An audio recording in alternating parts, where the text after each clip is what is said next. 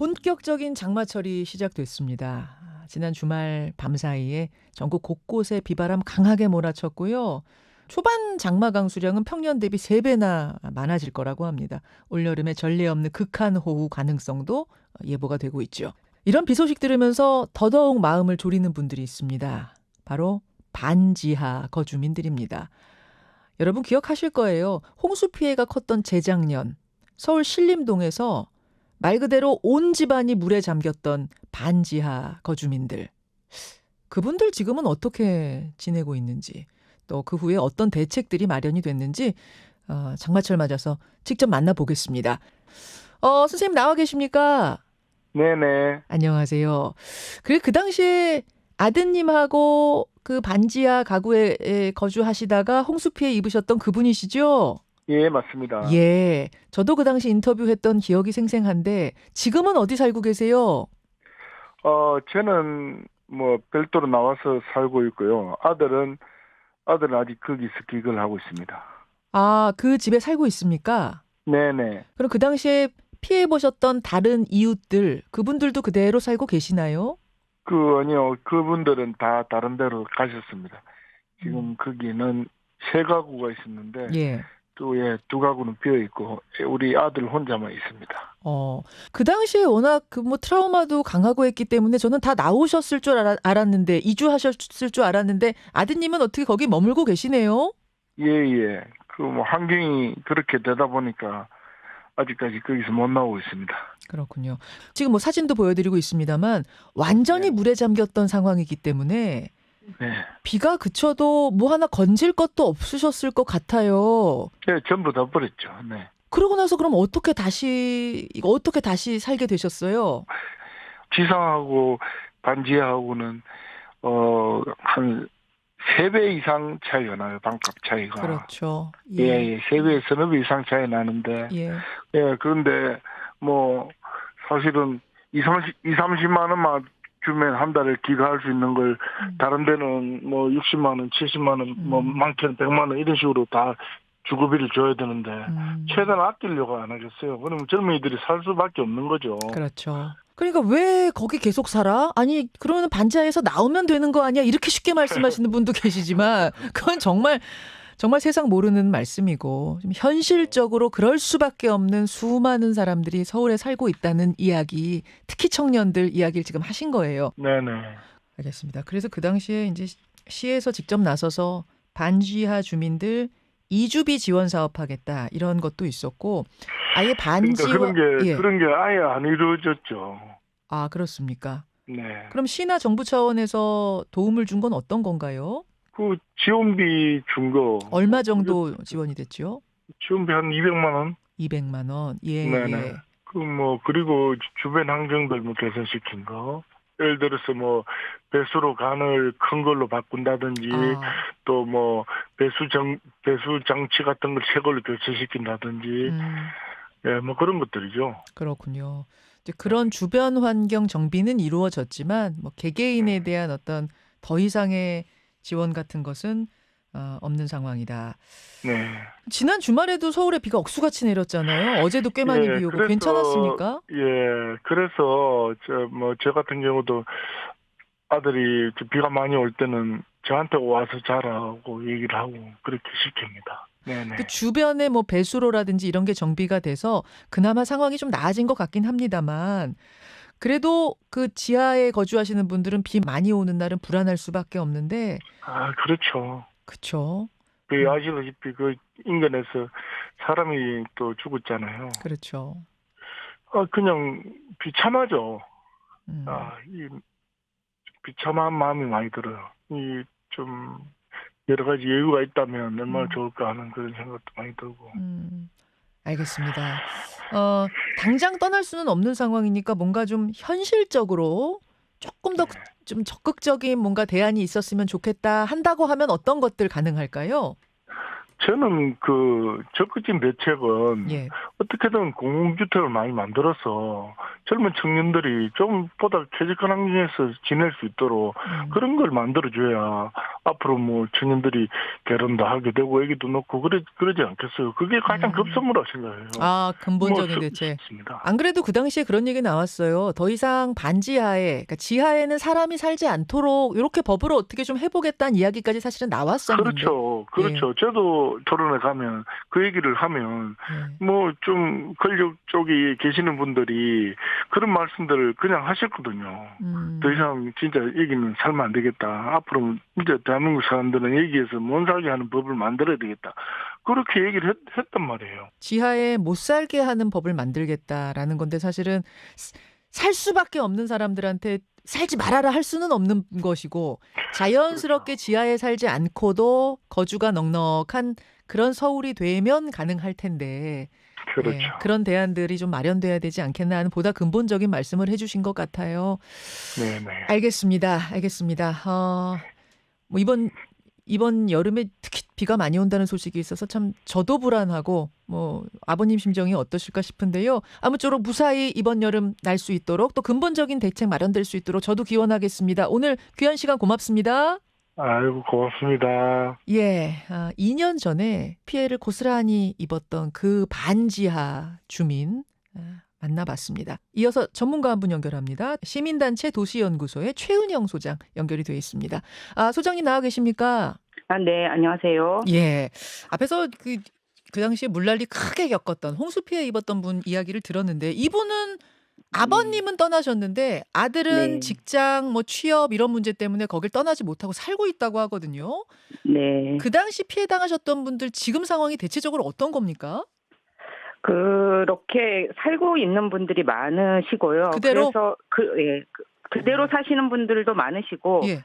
그다음에 이제 이사를 가신 분들도 간혹 있긴 한데요. 예. 근데 그 집에 또 다른 분이 들어와서 사시는 뭐 그런 상황입니다. 그러니까 앞에서 말씀하셨던 분이 말씀하신 대로 위험한 지하에는 사람이 살지 못하게 해야 되는데 지금 그렇지 않고 지난번 참사 발생한 곳이 굉장히 좀 위험하거든요. 네. 지역적으로도. 네, 지역적으로 그런 거기가 좀 지대가 위치가. 낮은 곳이었던 거죠. 네, 그러니까 저지대고 그 관악구하고 동작구에서 참사가 발생했는데 두 곳이 다 낮은 곳이에요. 그러니까 그렇죠. 산에서 내려오는 물이 모이는 복개천이라 그 인근이라는 공통점이 있더라고요. 가보니까. 네, 그런 곳에서만이라도 지하 주택은 좀 없애야 하지 않겠느냐라고 그 당시 뜻이 다 모아졌어요. 제가 기억하기로는 네. 아예 지하에 사람이 사는 것 자체를 좀 없는 도시로 만들겠다 이런 얘기도 나왔었고 이건 뭐 장기적인 얘기지만 또 하나는 네. 지금이라도 지상으로 가고 싶은 반지하 주민들 계시면은 이런 분들도 돕겠다 했었는데 네. 어떻게 그 후에 이런 것들이 진행이 됐습니까? 그래서 이제 그때 대책 나왔을 때도 이게 실효성 있는 대책이 되기가 좀 어려울 거라고 생각을 했는데요. 왜 그랬냐면 앞으로 못 짓게 하겠다였거든요, 지하를. 예. 근데 이미 지어져 있는 지하가 문제잖아요. 그렇죠. 그래서 이미 지어져 있는 위험한 지하에 대해서, 그러니까 지금 서울에만 20만 가구 정도가 지하에 사세요. 네. 굉장히 많은 규모거든요. 20만 가구. 네네. 그 강남구 전체 가구 수가 그 정도 되거든요. 아. 그러니까 서울에 눈에 잘 안 띄어서 그렇지 굉장히 많은 분들이 살고 계신데 일시에 다 없앨 수는 없으니까 위험한 곳이라도 대책을 마련했어야 되는데 그런 게 없고 그냥 앞으로 안 짓게 하겠다면 결국 기존에 있는 지하에 대한 대책이 없었던 거잖아요. 그리고 반지하 매입이라든가 반지하 이주 지원, 월세 지원 이런 것들을 하겠다고 했지만 거의 사실은 시범사업 수준에 그치는 그러니까 20만 가구에 비하면 그 수혜 가구 대상이 2%가 넘어가는 대책이 하나도 없어요. 그러니까 90%, 99%, 98%에 대해서는 여전히 대책이 지금 없는 그런 상황이라고 보시면 됩니다. 하나하나 좀 들여다볼게요. 우선 반지하 매입 정책 같은 경우에 네. 그 반지하라는 주택 형태, 주거 형태를 없애기 위해서는 거기 다 주인이 있잖아요. 집 주인이 있는데 다 없애시오 이렇게 할 수는 없으니까 매입하는 방식으로 하나하나 반지하 주택이라는 그 주거 형태를 좀 없애보겠다 하는 거였는데 그건 얼마나 실행됐어요? 그 반지하가 지금까지 서울시에서 발표한 건 한 560가구 정도를 매입한 걸로 되어 있어요. 전체 그러니까 20만 가구 중에. 네네. 그러니까 어휴. 20만 가구에 그러니까 계산이 안 될 정도로 시범 사업 수준이라고 아까 말씀을 드렸던 게 굉장히 적은 숫자죠. 그러면 이 반지하 매입. 예. 예, 그럼 앞으로는 반지하라는 주거 형태를 허락하지 않겠다. 요거는 어떻게 법으로 규정이 됐습니까? 아니죠. 그런 것에 관해서 아무런 지금 안타까운 것은 그때 이제 참사 이후에 그런 예. 논의들이 있었지만 예. 이게 진지한 논의로 이루어지지 못했고 이게 제도화되지를 못했어요. 그러니까 안전하지 못한 지하는 이게 수재도 문제지만 화재도 이후로 계속 발생해서 사망 사고가 일어나고 있거든요. 그 물기가 많다 보니까 화재가 발생하는 건데요. 그렇죠. 누전 뭐 네, 이런 거. 네, 맞습니다. 그래서 그런 지하에는 사람이 못 살고, 그러니까 그러기 위해서는 어떤 지하가 위험한지부터 알아야 되잖아요. 근데 그런 실효성 있는 실태 조사조차도 안 된 걸로 알고 있습니다. 네. 당장 뭐 싹 나가라, 싹 없애라 할 수는 없으니 네. 원하시는 분들, 특히 이제 상황이 좀 안 좋은 분들 같은 경우는 공공주택으로 이주해서 사실 수 있도록 보증금하고 이사비를 지원해주겠다 이런 정책도 있었던 걸로 아는데 그것도 실효성이 좀 없었나요? 어떻습니까? 네, 이사비를 지원하는 정책은 아예 없어졌고요, 제도 자체가. 아, 그래요? 그리고 월세 지원도 서울시에서 발표하는 자료에 의하면 뭐 1,000가구 미만인데 이것도 20만 원을 주는 걸 매번 카운트하는 것, 매번 집계한 결과 아닌가 싶을 정도로 이것도 실효성이 좀 없는 것으로 나타나고 있습니다. 그러니까 많은 가구가 20만 가구인데 이 대책을 지원받은 가구가 1,000가구에 불과하다면 이건 그냥 시범 사업이라는 저의 평가가 과한 게 아니었다라고 생각합니다. 공공주택으로 가고자 하는 분들은 다 갈 수는 있었습니까? 아니죠. 그게 이제 절대적인 문제인데 지금 서울시의 SH공사에서 반지하 매입 외에는 매입임대주택이라는 공공임대주택을 공급하고 있지 않아요. 그러다 보니까 공공임대주택으로 가실 수가 없는 거죠. 이게 이제 가장 큰 문제인데요. 서울시가 지하 문제가 제일 심각하잖아요. 전국에서. 네. 수도권의 지하의 96%가 몰려 있거든요. 네. 서울에 이제 60% 가까이 몰려 있고 서울이 굉장히 심각한데 매입임대주택을 공급을 하지 않으면서 갈 곳이 없는 거죠.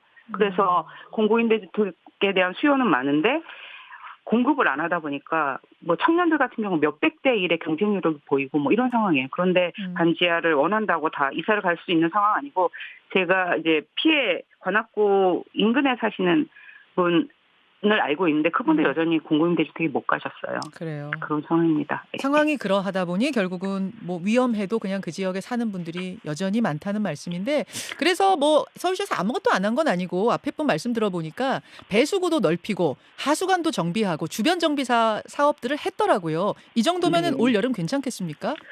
아니죠. 그게 집마다 굉장히 다른 유형의 그 지하가 있어요. 그러니까 밖에서 물이 들어오는 경우도 있고 안에서 정말 물이 솟는 경우가 있거든요.